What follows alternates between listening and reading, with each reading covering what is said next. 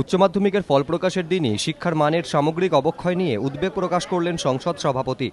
সংসদের তরফে প্রকাশিত বিবৃতিতেও তাঁর স্পষ্ট স্বীকারোক্তি, গত কয়েক বছরে শিক্ষার মানে যে উদ্বেগজনক অবনতি হয়েছে তা আমাদের স্বীকার করতেই হবে। সামাজিক অবক্ষয়ও এই অবনতির অন্যতম কারণ। সমাজের বিভিন্ন স্তরের মানুষের মতাদর্শের যে অবনমন ঘটেছে তারই প্রতিফলন শিক্ষার এই অবনতি। আগামী প্রজন্মের উন্নতির স্বার্থেই এই পরিস্থিতি বদলানোর জন্য আমাদের ইতিবাচক পদক্ষেপ নিতেই হবে। অভিভাবক, ছাত্রছাত্রী, শিক্ষক এবং নীতি নির্ধারকদের ওপরই শিক্ষার এই অবনমনের দায় চাপিয়েছেন তিনি।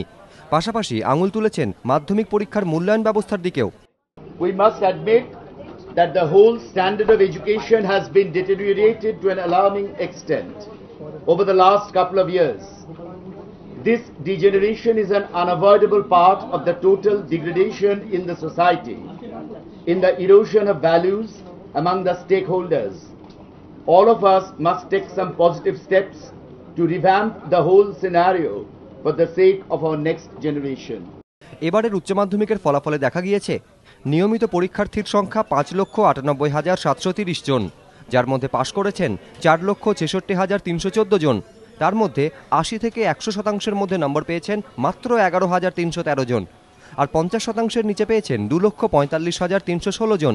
অর্থাৎ মোট পাশ করা ছাত্রছাত্রীর অর্ধেকেরও বেশি 50% কম নম্বর পেয়েছেন। শুধু পাশ করেই লাভ কি?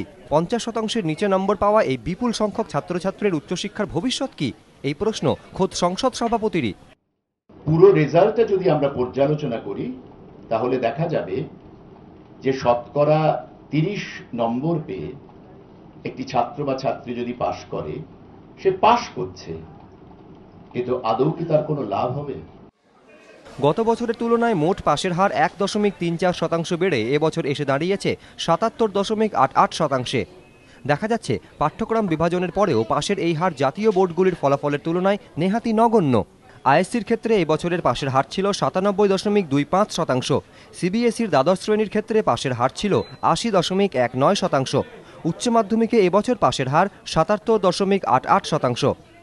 পরিস্থিতিতে বদল আনতে 2013 থেকে বদলাচ্ছে উচ্চ মাধ্যমিক পাঠ্যক্রম, বদলাচ্ছে মূল্যায়ন পদ্ধতিও।